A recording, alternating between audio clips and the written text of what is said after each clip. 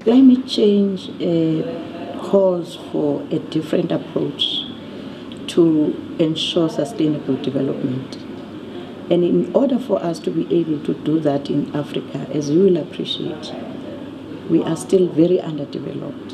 You need technology. And accessing that technology that will guarantee clean growth and development, you need to add more funding to what you have already in the kitty. And in that way, your capital cost will increase, your expenditure as government will increase. And I'm sure we appreciate that 34 countries in Africa are least developed countries. So they have meager budgets, and really they cannot even afford to fund for their basic services. So in that way, it will have an impact in the cost, the capital cost that the countries are now expending on the services, because you would need new technology, you would need institutions. For instance, if you want a country to be resilient to climate change, you have to look at disaster management, and you will need a center for disaster management, for an example. Countries that are now facing a problem of drought, some countries may be able to store their water. You need 1 or 2 dams in those countries so that in the event that there's a drought, there's still water coming out of the dam. So all of those things will now have an impact on the cost of development in Africa.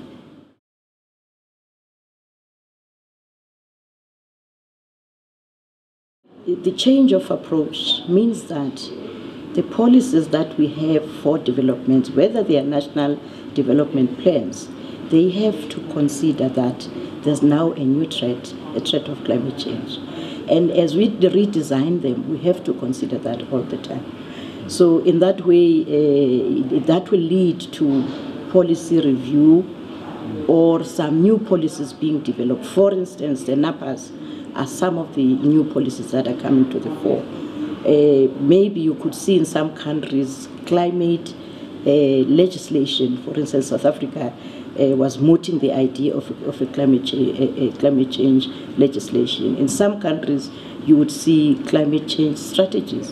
And all of that is really some change in policy that would guide the country in development.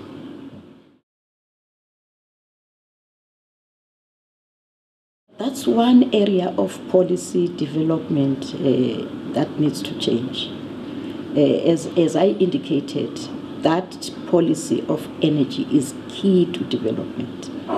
And the problem that we are seeing today of emissions actually comes mainly from the electricity that we generate from coal, well, from fuel as well. But 20% of the emissions that we see today, they come from fossil fuel. So indeed, we need to review policy when it comes to the energy policies. Surely, for transport, we need to ensure that our transport systems are integrated so that you reduce the emissions from fuel. And from coal, we need to look at a mix that will include solar systems, nuclear in some countries, biomass in other countries. All of that mix, the total mix that will ensure that you lessen or you reduce your dependence on coal while you look at other sources that will give you clean coal. Then if you want to do that, the best that you can do is to have this suite of sources put or packaged in policy so that you're able to pursue your clean energy.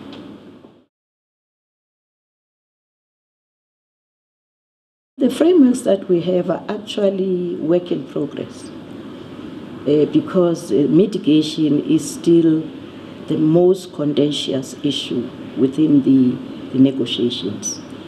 That is why it is important for us not to kill the Kyoto Protocol as it stands now.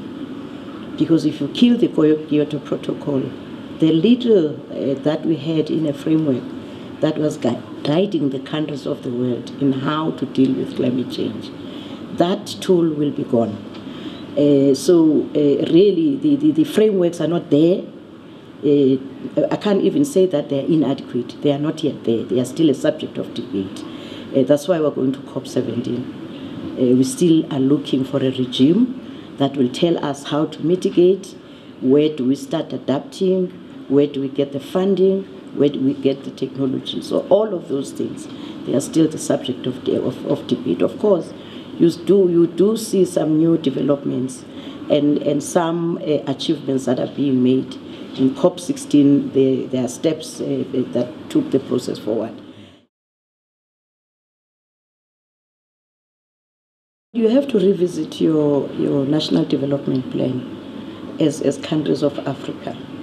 As I said, considering or integrating the problems that you need to deal with in climate change. Firstly, if you look at energy, which is central to socio-economic development in any country, you have to generate electricity as a country. It's key to development.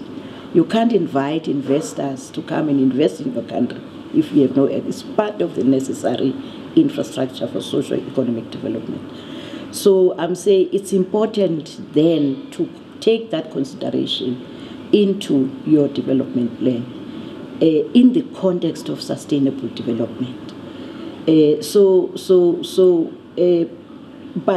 But knowing that if you now are going to access technology to pursue sustainable growth, like generating electricity from other sources other than coal, as you mentioned, South Africa, you must appreciate that the cost for accessing clean technology is going to increase by about 35%. That has been proven. And then that needs to be considered within your development plan.